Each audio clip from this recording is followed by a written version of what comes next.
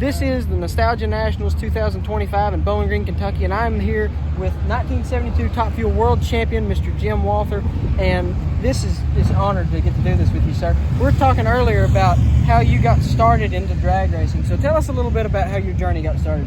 Well, when I was in high school, I didn't have the newest car in high school, but I sure had the fastest one, and that was, I graduated high school in 1958, and I know street racing was pretty big at that time, and as a young kid, I could put a whooping on most all the guys, and I liked it. Then I went in the Army in fall of 1958 for 2 years, and I come out and I started driving midgets, and that was my goal: midget sprint cars, champ cars. That's where I wanted to go. And 1961, I got a ride in a dragster, and it was actually, the Nitro ban was on at that time, so everything was gas.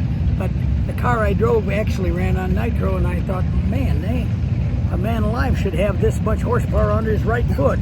And that got me going, and by 1963 I owned my own cars, and it went on from there. And I had some of the nicest high-dollar cars in the country.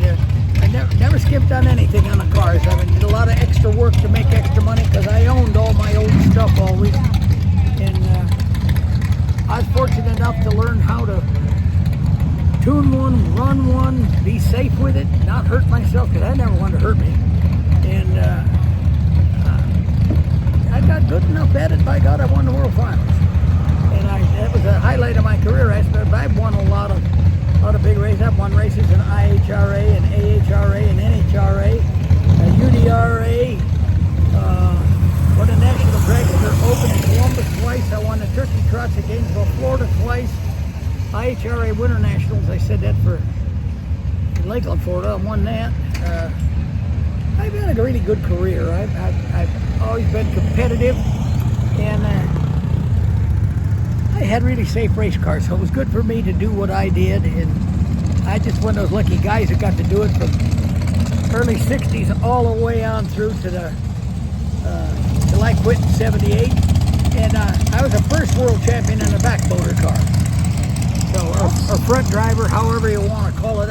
All we did was move the driver from behind the motor to the front of it. The chassis were pretty much the same, just longer, but they were a lot easier to drive as far as safety goes with getting oiled in or being on fire.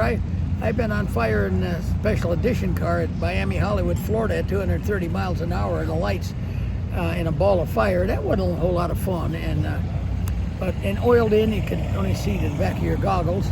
So, but there were some stress times, but not many. I had one accident in 1965, and I didn't get hurt. Bent the car up a little bit, but I didn't get hurt. So we went on from there, and I knew right then I never wanted to crash again. One of those was enough, and I didn't. So I just had a good career. I front motor short cars to the Flexi Flyer, front motor cars to rear motored cars, and with wings and such like that. And I feel very lucky and honored to be able to have done that. Another question we were talking about earlier, you were the first one to win a championship in a Garlett's car, because all you hear is Big Daddy and all the accomplishments, and you won a championship in Big Daddy's car before Big Daddy, so tell us about that. I went to the back motored car in 72, and I was looking at all the cars, and I had old California chassis before that, but at that time the California cars, they were wrecking them quite often, and the old man's car was like a string. So I thought, oh, what the dickens? So I went down to Sefner, Florida, when he was still in Sefner, and I bought the car. Had Connie Swingle was building all the cars there, and I got in that car, and it was just a dream to drive.